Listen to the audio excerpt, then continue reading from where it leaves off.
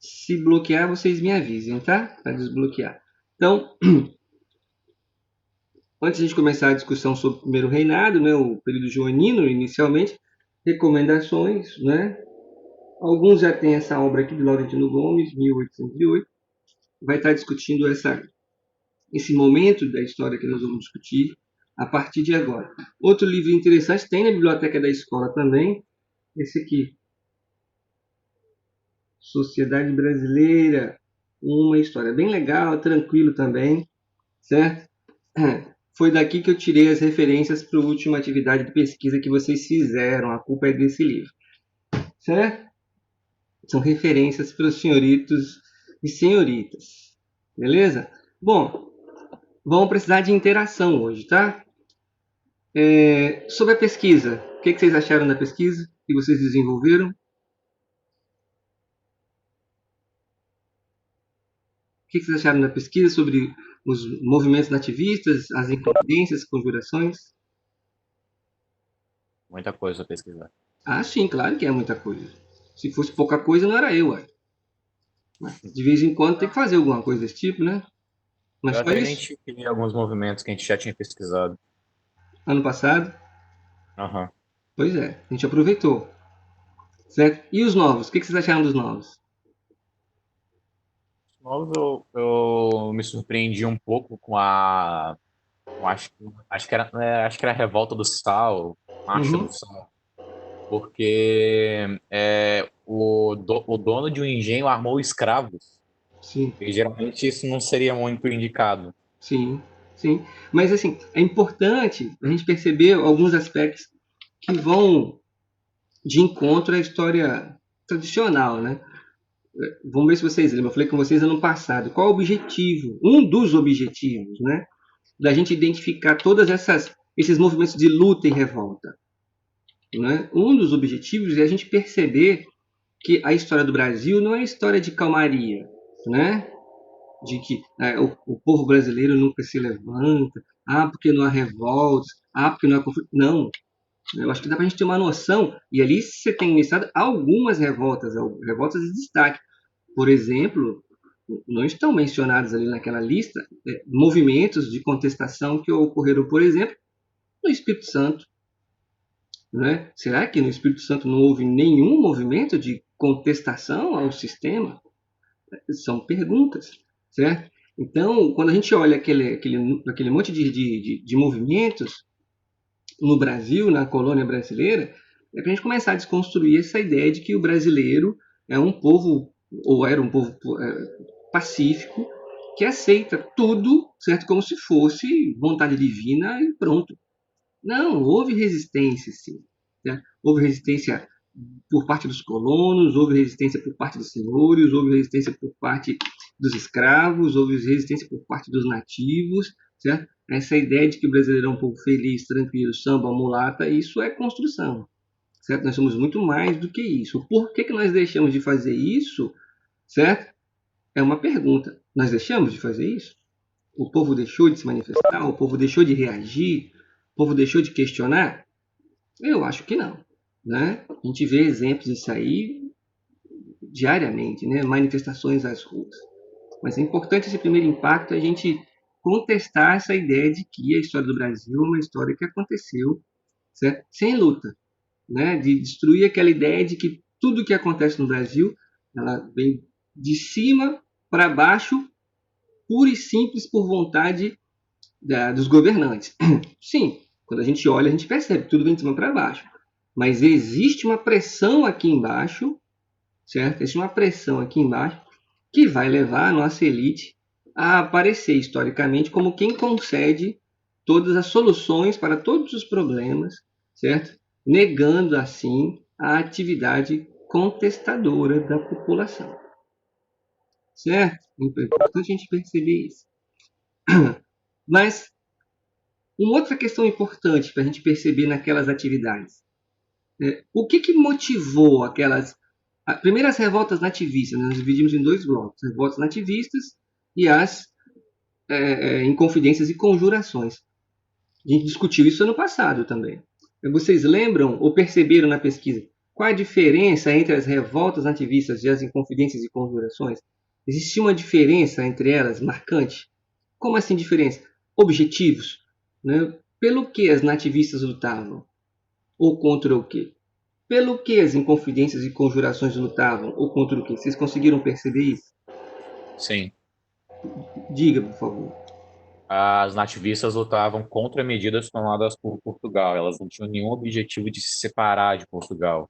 Já as Inconfidências e Conjurações, elas tinham o objetivo de separar, pelo menos em região estatal, o Brasil de Portugal, instituir uma república. Isso aí. As nativistas eram movimentos locais, né? Eles estavam contestando, né, a situação por qual a região vivia, eles contestavam a diferença de tratamento, né, que Portugal dava aos seus, certo? Em detrimento dos portugueses. Você tem marcante, né, a disputa entre proprietários de terra brasileiros, certo? Contra os interesses dos comerciantes, que vamos chamar renóis, né, do reino, portugueses. Os portugueses eram sempre favorecidos em detrimento dos interesses dos portugueses. Vendo, já estamos discutindo aí século XVI, século XVII, século XVIII. Nós já temos aí 200, 300 anos de colonização.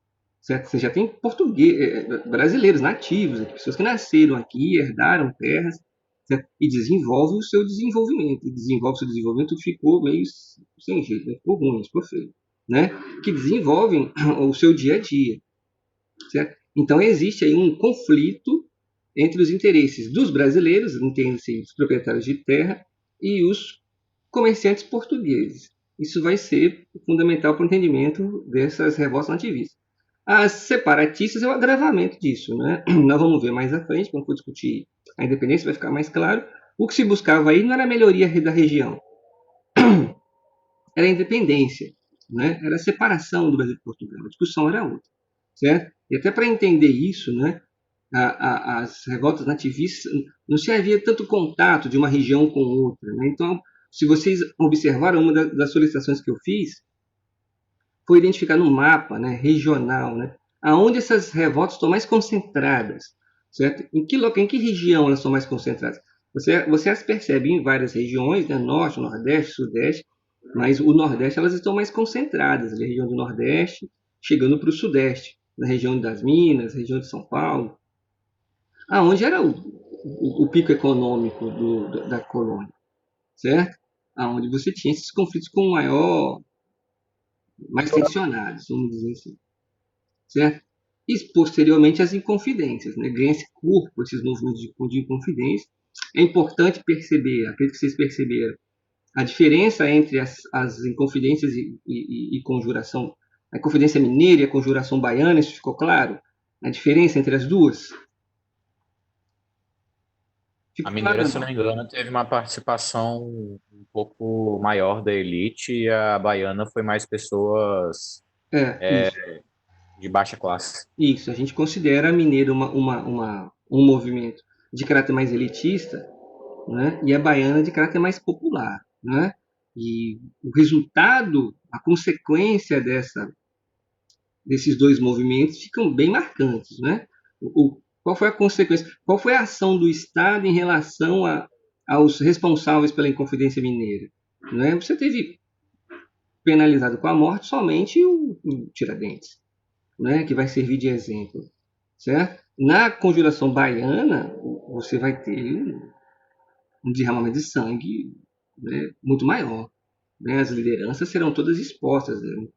Presas, enforcadas, esquartejadas. Oi, ninguém quis falar? Não. Certo? Então é importante perceber isso. Qual foi a relação do Estado em relação a todos os movimentos, seja as revoltas nativistas, sejam as inconfidências barra conjuração. A ação do Estado sempre foi de violência, de punição exemplar. Isso a gente percebe até hoje. Né? Assim, claro, não é igual, né? Mas você percebe a ação do Estado em relação a todo mundo que critica o sistema, sempre será uma postura de violência. Né? De você rotula aqueles manifestantes, né? Aquelas pessoas que estão nas ruas como inimigos do rei, no caso, né?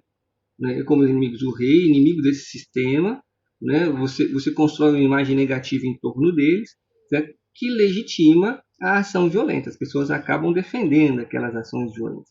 Quem se vota contra o sistema é vagabundo, marginal, malandro, preguiçoso e por aí vai. Certo? Você legitima a ação. Então, esses pontos são importantes de perceber. Certo? Mas, como é que vai se dar essa construção do primeiro reinado? Bom, para ter o primeiro reinado tem que ter independência. Para ter independência, você precisa do responsável pela independência aqui. No caso, foi Dom Pedro I. Mas como é que Dom Pedro I vem para cá? Bom, era uma vez, vamos contextualizar a história geral. Vocês estão por dentro da discussão de história geral, a gente viu ano passado. Eu não sei se vocês conseguiram ver em tempo, já devido à pandemia, né? A contextualização desse século XIX que se começa, que a gente está discutindo a partir de agora. A família real vem para cá em 1808. Lembra? Vamos considerar o ano passado. Que movimentos históricos estão acontecendo na segunda metade do século XVIII, certo? Que vão gerar um grande impacto na Europa, por consequência, na América e outras partes do mundo. Vocês lembram que movimentos estão acontecendo nessa segunda metade do século XVIII? Você tem as chamadas revoluções burguesas, né? A gente precisa contextualizar tudo isso, a gente não pode perder aí a referência, né? A Revolução Industrial, porque a Inglaterra vai ser importante para nós nesse momento, né? A Revolução Industrial e, consequentemente, o desenvolvimento do capitalismo, certo? Com essa primeira Revolução Industrial, você vai ter a Revolução Francesa, né? Esses movimentos estão acontecendo na segunda metade do século XVIII, certo? Né? Transformações tanto de caráter político, econômico e social.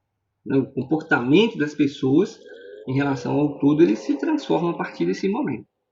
Com a Revolução Francesa, você vai ter a ascensão de Napoleão Bonaparte, né?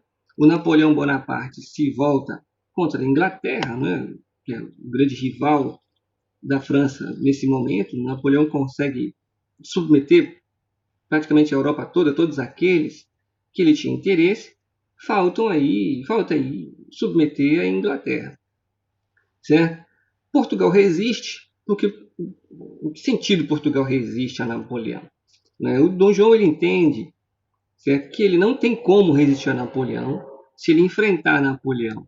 Napoleão invade Portugal e se sobrepõe, retira ele do trono, mas ele também não pode dar as costas para a Inglaterra, porque ele é dependente da Inglaterra. Ele depende economicamente, certo? Então vai iniciar todo um processo de negociação, certo?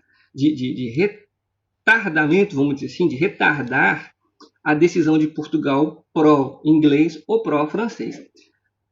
Dom João dá a entender que se aliará a Napoleão. Ele dá a entender que vai se aliar a Napoleão contra a Inglaterra. Mas tudo isso pertence a uma estratégia, nós estamos sendo aqui bem genérico, né, gente? De uma parte de estratégia onde ele está se organizando para focar fora de Portugal. Ele vai sair dali, vai vazar dali, certo? E ele faz isso, né? Em acordo com a Inglaterra, né? Ele organiza sua corte e à noite ele simplesmente foge de Portugal, né? Vários navios, né?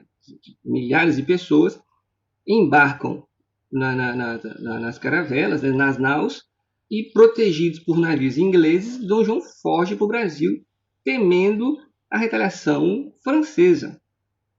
E assim, tá todo mundo desbloqueado, tá, né? E assim Portugal, o rei português vem para o Brasil. Em 1808 chega aqui Dom João e toda a sua corte. A estrutura política administrativa portuguesa vem para o Brasil. Vocês têm noção do tamanho disso? A fotinha aí mostra um pedacinho para vocês, estão vendo? O slide apresenta para vocês uma ideia próxima, né? Vejam que só nessa foto aí tem o quê? 7 navios. Essa estrutura vem para cá, toda essa estrutura, né? Foge de Portugal e vem para a colônia portuguesa Brasil. Como fica Portugal? A população portuguesa se sente completamente abandonada. Como assim o rei fugiu e a gente não sabia? O que será de nós? Essa população portuguesa, com apoio inglês, eles vão montar um bloco de resistência, certo? Uma resistência à tentativa de invasão francesa ao Brasil, certo? Napoleão implementou o tal bloqueio continental, né? Que vai ser bem sucedido no primeiro momento, mas não consegue se segurar, né? Porque a França não consegue abastecer todos os países, né, das quais a Inglaterra abastecia com seus produtos industrializados, e nem tem recurso para comprar toda a matéria-prima daqueles países que a Inglaterra adquiria, né? E aí esse bloqueio continental começa a fraquejar, citado aí a disputa, né, o enfrentamento russo, onde Napoleão vai ser derrotado mais à frente, mas isso é uma discussão de história geral. Voltando para o Brasil, né, o rei português vai chegar ao Brasil em 1808, e o que ele encontra aqui? Ah, muito pouco, não é? A colônia não estava preparada para receber o rei, certo? Muito menos toda a corte do rei, certo? E Dom João tem problemas iminentes para resolver. Que problemas ele tem que resolver aqui no Brasil de cara? Ora, voltando para a pesquisa que vocês fizeram, né? Ele tem que resolver esse conflito entre proprietários rurais, né, brasileiros, e os interesses dos comerciantes portugueses. Esse conflito ele tem que resolver. De cara ele tem que ter esse problema para resolver. Aonde eles vão estar assentados, né? Aonde eles vão ser localizados, essa corte portuguesa? Bom, nós vamos ocupar as grandes residências, não é? Alguns conventos vão servir de base, né? O rei vai ficar inicialmente num convento, certo? E as residências dos homens mais ricos serão oferecidas a essa corte para que eles possam utilizá-las como residência. A corte simplesmente se apropria das casas das pessoas. Olha, isso aqui agora pertence, né, ao rei, né? Já pertencia, né? Porque tudo que tem aqui pertence ao rei, né? Eles simplesmente ocupam. Mas assim, do nada, as pessoas não vão reagir, as pessoas não vão se levantar contra esse rei. Bom, o rei vai oferecer algo a essas pessoas, não é? O que o Dom João faz para acalmar esses ânimos? Ele começa a distribuir privilégios fiscais, títulos de nobreza. Isso é massa, não é? Percebe? Né? O brasileiro que defende a monarquia, né? Ele pensa que isso aqui vai ser Game of Thrones, ou que ele vai montar num cavalo branco e salvar a princesa do dragão, né? É muito louco quando você conversa com pessoas que defendem a monarquia. Ele acha que vai ser cavaleiro da tábua redonda, ele vai ser rei Arthur, alguma coisa do tipo. Só pode, certo? Mas aqui o rei, quando ele chega, ele concede então a proprietário de terra, né, o título de nobreza. Ah, agora Ser Silva, Ser Oliveira, Ser Souza. E as pessoas se tornam nobres, sem histórico nenhum de nobreza, né? Qual a história de nobreza dessas famílias que aqui haviam? Nenhum, não é? Mas é a questão do status social, de estar presente na corte, de participar daquilo tudo, certo? Instalados aqui à corte, vocês conseguem identificar o impacto que isso vai gerar para a colônia? Imagina, você está na colônia, Brasil, certo? A corte chega, o rei e os seus. Qual o impacto isso vai gerar nas pessoas? Alguém, por favor. Pode escrever se quiser. Qual o impacto isso vai gerar nas pessoas? Vocês conseguem visualizar? Olha para o todo. Por favor, alguém. A gente pode errar à vontade. Bruna, Samuel, Rafael, Alan, Yasmin, Rovena, Paulo, Luiz. Qual o impacto?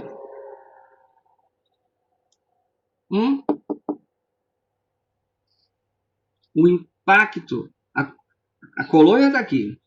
De repente a corte chega. O rei e os seus.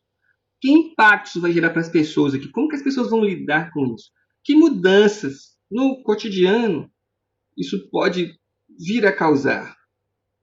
O Agora que que o vocês acham? poder da metrópole está aqui, algumas decisões vão ser aceleradas. Geralmente precisava mandar carta.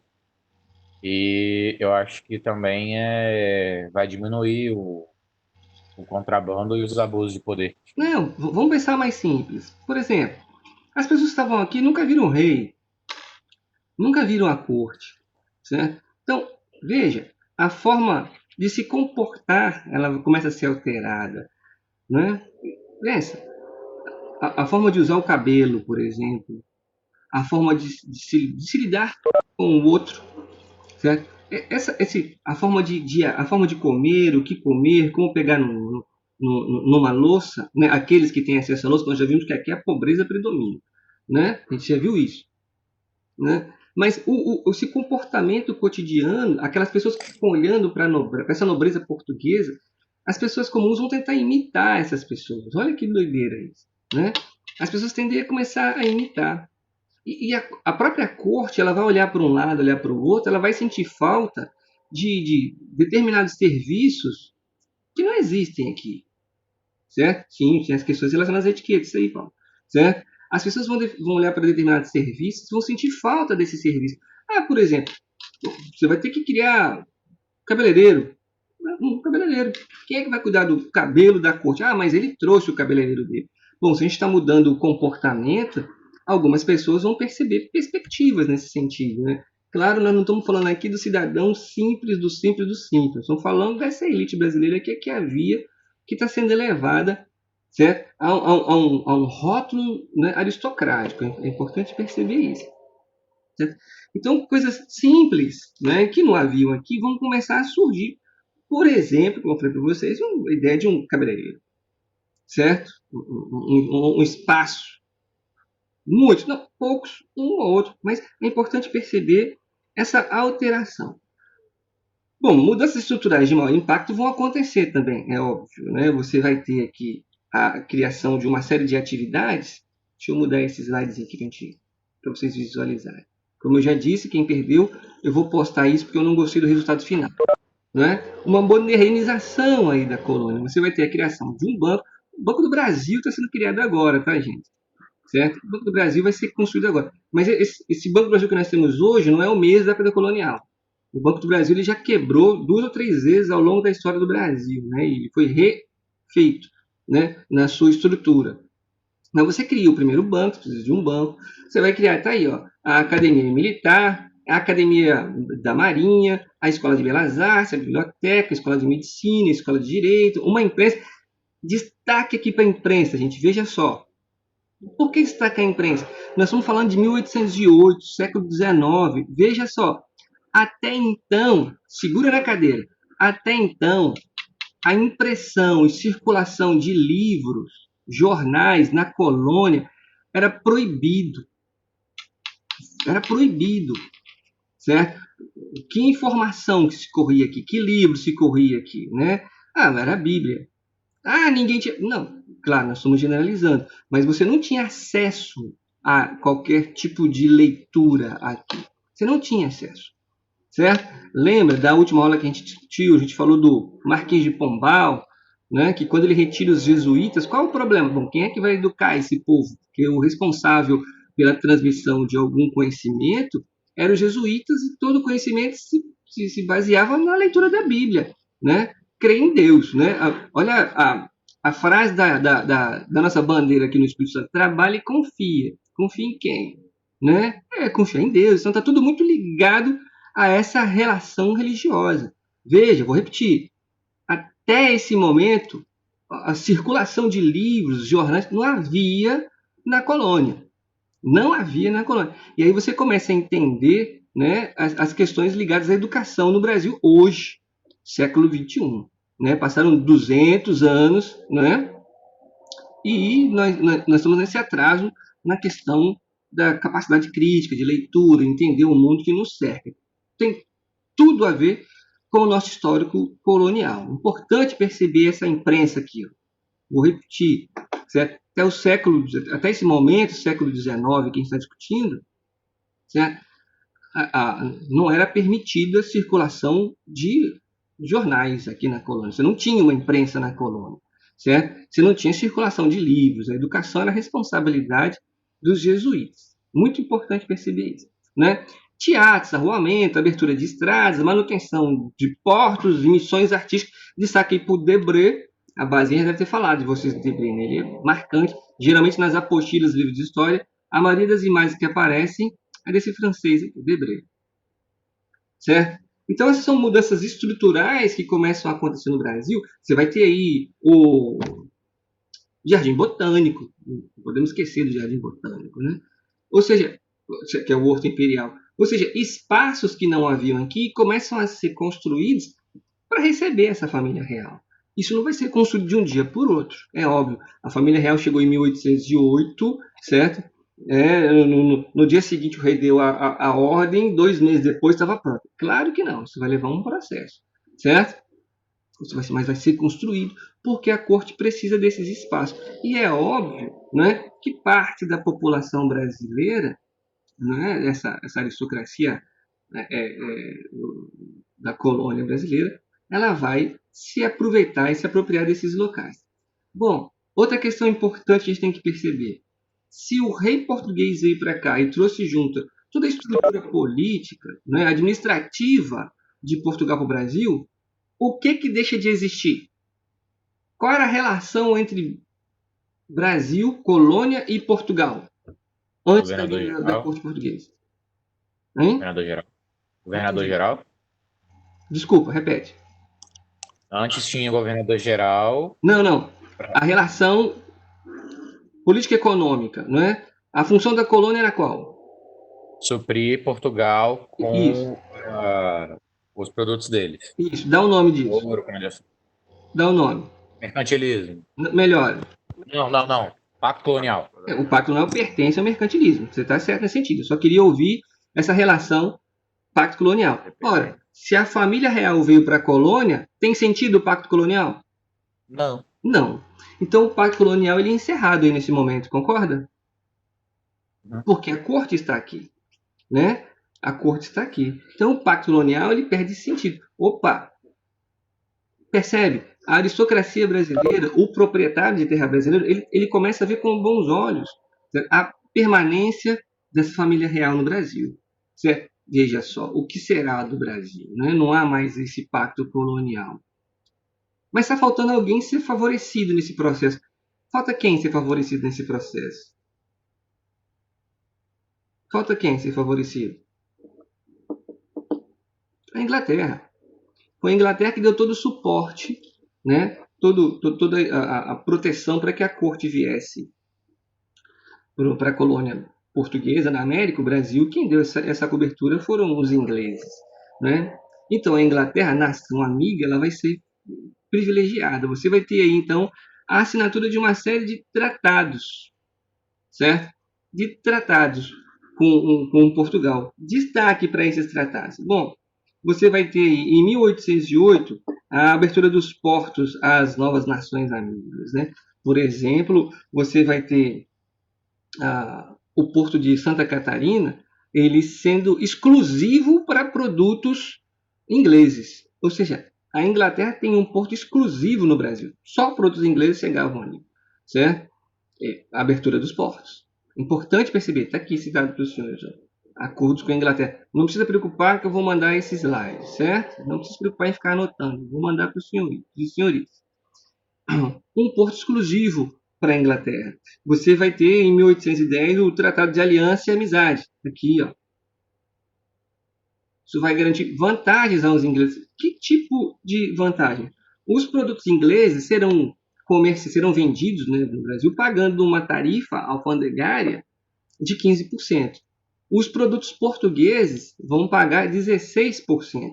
E os demais países vão pagar 24%. Percebe a diferença? O burguês português ele paga uma tarifa maior do que o inglês.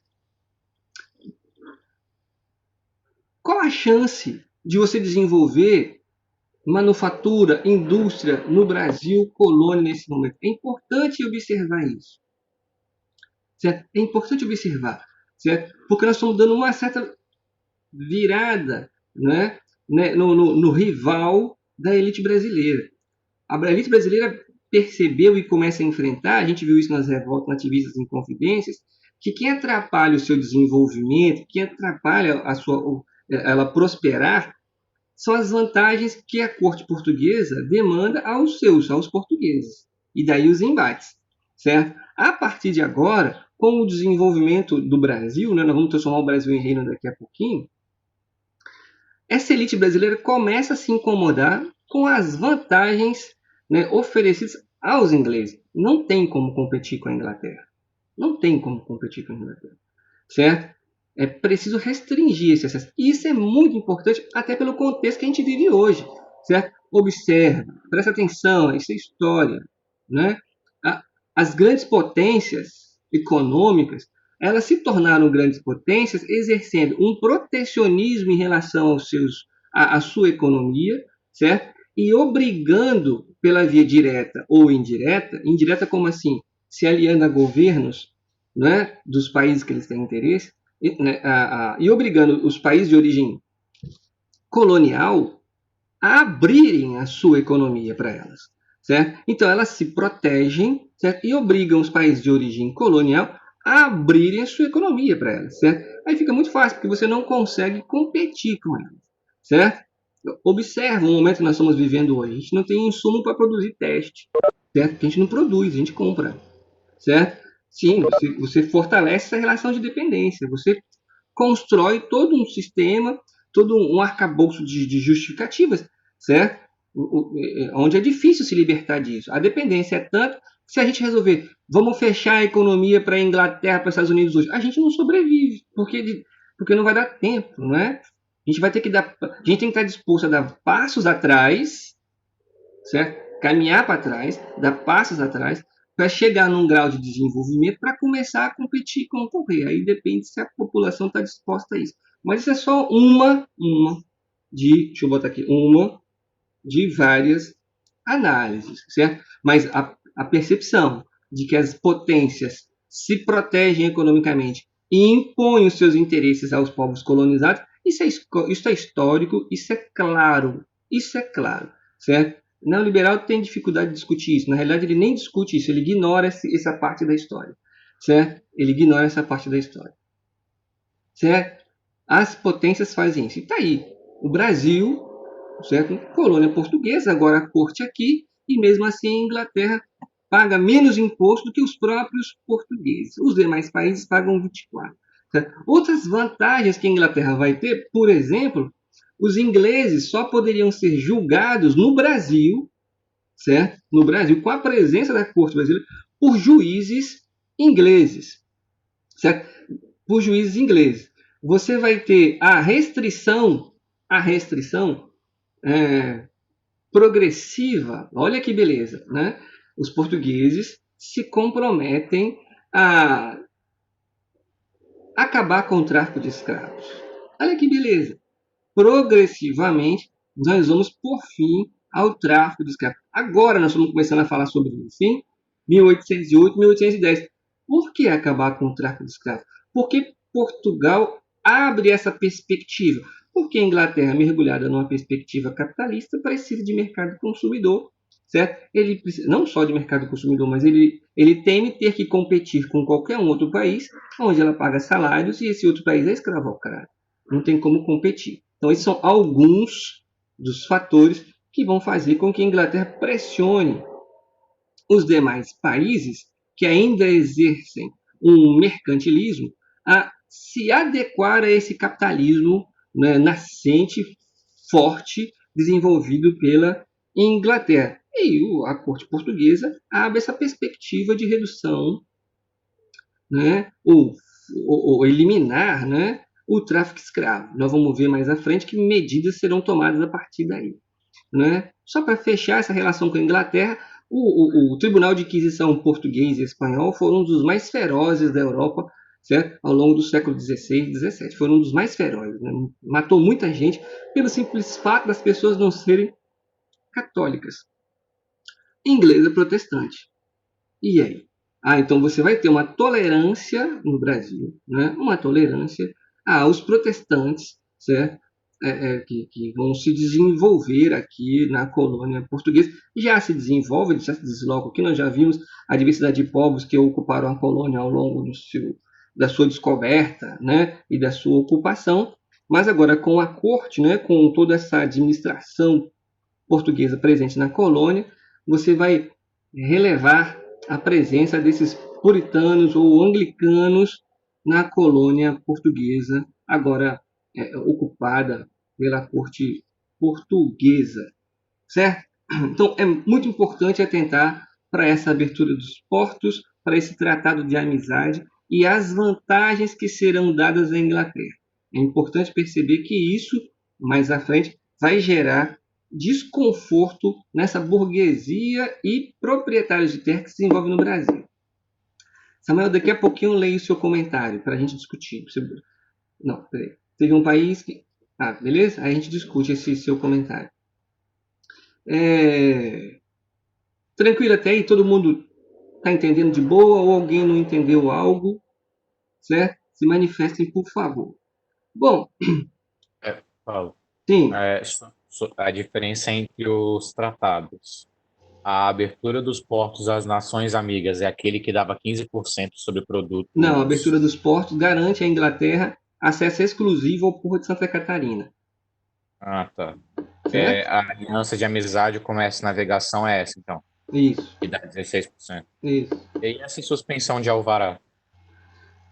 No primeiro momento, você vai permitir o desenvolvimento de indústrias e manufaturas na colônia, mas isso vai ser. Nós vamos discutir isso mais à frente. Mas mais à frente isso vai voltar a ser proibido. Então, no primeiro momento, você vai permitir o desenvolvimento de fábricas e manufaturas no Brasil. O que será proibido mais de frente. Beleza? Uhum. Tranquilo? Deixei para falar isso mais à frente, porque ele vai agravar. Isso vai servir de simbologia, né? Simbologia não é a palavra, né? Mas vai ser um marco importante para agravar essa tensão entre o comerciante brasileiro que quer desenvolver, que quer investir no processo de produção, mas ele tem dificuldades em concorrer com os interesses ingleses. Certo? Bom, o que nós temos aí para discutir ainda? Nós estamos quase no finalzinho da aula. Em 1815, Napoleão é derrotado. Vencido Napoleão, o que acontece? Ora, nós vamos estabelecer o Congresso de Viena. Né? No Congresso de Viena, qual era o objetivo do Congresso de Viena? Recuperar as fronteiras e devolver aos reis os tronos. Devolver aos legítimos reis os seus tronos. Para participar, você tinha que estar no reino. Não é? E aí o Brasil vai ser elevado à condição de Reino Unido de Portugal e Algarve. Percebe que o Brasil não é mais colônia, ele é um reino. E a discussão agora é: o Brasil vai aceitar retornar à condição de colônia? O Brasil vai se submeter a isso? Então percebe que existe toda uma movimentação política acontecendo no país. Certo? As fronteiras portuguesas são definidas, certo? Mas, concomitante a todo esse movimento, observa. Lembra, a gente começou a aula falando das revoluções burguesas na segunda metade do século XVIII. As revoluções burguesas elas não cessaram. Com a derrota de Napoleão e a perspectiva de retorno ao absolutismo, que essa é a proposta, vamos devolver os tronos a seus legítimos donos, essa perspectiva de retomada do absolutismo vai fazer com que a burguesia dos países europeus, né, se levante. Certo? Um dos grandes feitos do Napoleão vai ser isso, né? Despertar na burguesia que queria motivo se levantar contra seus reis. E aí você vai ter pipocar de revoluções em diversos países da Europa. Qual é o objetivo dessas revoltas ou revoluções que acontecem em vários países da Europa? Por fim, definitivamente, a esse processo absolutista e transformar aquelas monarquias em monarquias constitucionais. Esse é o objetivo das burguesias. E Portugal não está separado desse contexto. Vai acontecer em 1820 a Revolução do Porto, certo? A burguesia portuguesa se movimenta, aliada à parcela da aristocracia que ficou abandonada em Portugal, traz o povo para junto dela e promove essa Revolução do Porto, expulsa os aliados ingleses, certo? E exige, uma vez estabelecida e vencida a Revolução, o retorno do rei. Dom João é solicitado, certo? O seu retorno ao Brasil. Ele já está enfraquecido, né? Por que ele está enfraquecido? Ora, bolas, ele fugiu, né? Ele fugiu. E o que fazer agora, certo? Dom João, então, retorna, certo? Ele retorna para Portugal. E o Brasil?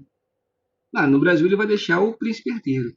Dom Pedro I ele fica no Brasil, certo? Para servir de ponte, né, de elo com Dom João. Dom João sai daqui e ele rapela, né, os cofres portugueses, os cofres brasileiros, né, retorna para Portugal. Assumindo a monarquia liberal portuguesa, vamos dizer assim, né, essa monarquia constitucional, ele vai parar para ouvir qual é ou quais são as reivindicações dessa burguesia, que vai elaborar uma constituição de caráter liberal. A constituição de caráter liberal ela vai defender os princípios iluministas. Quais são os princípios iluministas? Liberdade, né? Igualdade, não é? São os princípios iluministas. Liberdade o quê? Econômica, certo? O fim da interferência do Estado nas questões econômicas. Contudo, entretanto, todavia, essa monarquia portuguesa que defende a liberdade, que defende a igualdade, ela defende isso para ela. Certo? Em relação à colônia, que agora é reino, o que fazer com esse reino, né, de Portugal e Algarves chamado Brasil? O que fazer dela? Para a burguesia portuguesa é simples. Nós vamos devolver o Brasil à condição de colônia e restabelecer o pacto colonial. Esse é o posicionamento da burguesia portuguesa em relação ao Brasil. A questão é, e aí, José? O que fazer? O que fazer agora? É óbvio que a elite brasileira não vai aceitar se submeter a um novo pacto colonial e dessa forma ela vai se aproximar do Dom Pedro I. Ela se alia a Dom Pedro I e iniciamos aí então um processo de independência que nós vamos discutir nas próximas aulas, beleza? Porque não dá tempo a gente discutir isso agora. Na próxima aula nós vamos discutir esse processo de independência do Brasil e fechar esse primeiro reinado, né? Iniciar o primeiro reinado, nós vamos proclamar a independência do Brasil, certo? E discutir esse primeiro reinado de Dom Pedro I. Beleza? Deixa eu fechar isso aqui.